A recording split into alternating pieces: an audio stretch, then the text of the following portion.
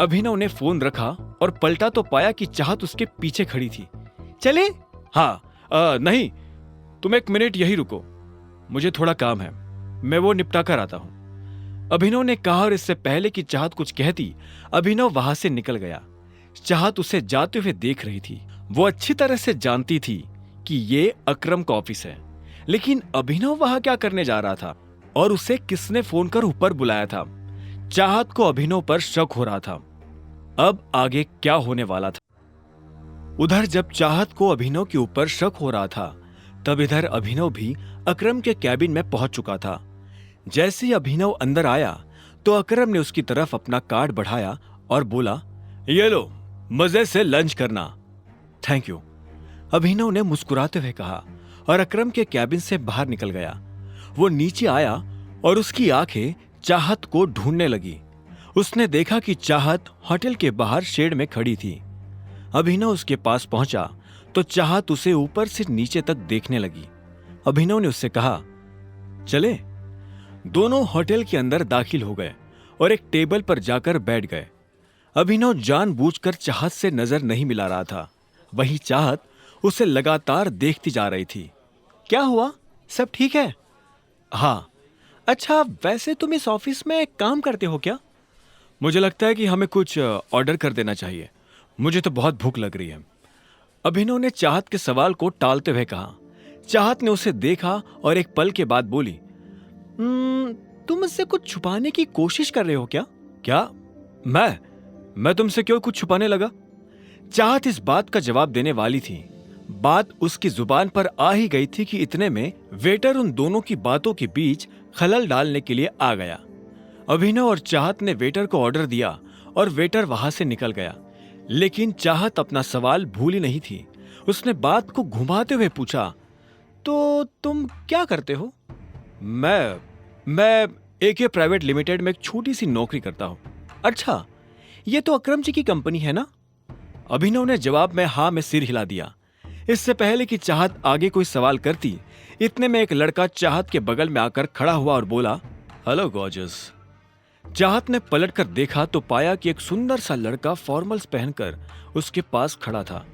जैसे उसकी नजर चाहत से मिली तो उसने कहा, यू आर सो ब्यूटीफुल। मैं आना तो नहीं चाहता था, लेकिन मेरा मन नहीं माना। क्या मैं तुम्हें एक बढ़िया सी ट्रीट ऑफर कर सकता हूं? उस लड़के ने कहा। उसकी आंखों में एक शरारत भरी मुस्कान नजर आ रही थी। चाहत उसकी नीयत समझ चुकी थी और अभिनव को भी यह समझ आ गया था कि वो किस नीयत के साथ यहां खड़ा था। ऐसे में उसने भी लड़के को टालने के लिए गंभीरता से कहा, तुम्हें नजर नहीं आ रहा? वो पहले ही मेरे साथ डेट पर है। उस आदमी ने अभिनव की तरफ देखा और बोला, ओह अच्छा, मुझे तो लगा कि तुम इसके छोटे भाई हो।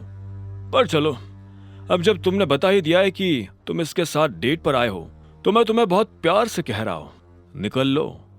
यह सुनकर अभिनव को बुरा लगा, लेकिन उसने कुछ नहीं कहा।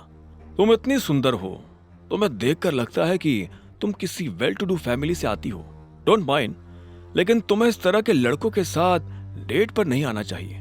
Standard is important, right? तुझसे किसी ने कहा ज्ञान देने को? अभिनव ने बीच में आते हुए कहा।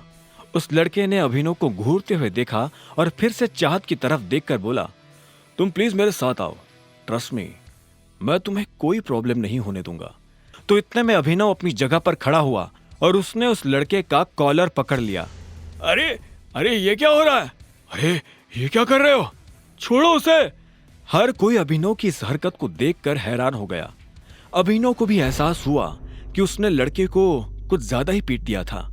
ऐसे में उसने हाफते हुए उसे छोड़ दिया। वो लड़का खड़े रहने लायक भी नहीं बचा था। अभिनव को जब होश आया तो उसने उस लड़के को ऊपर से नीचे तक देखा तो उसे बहुत बुरा लगा।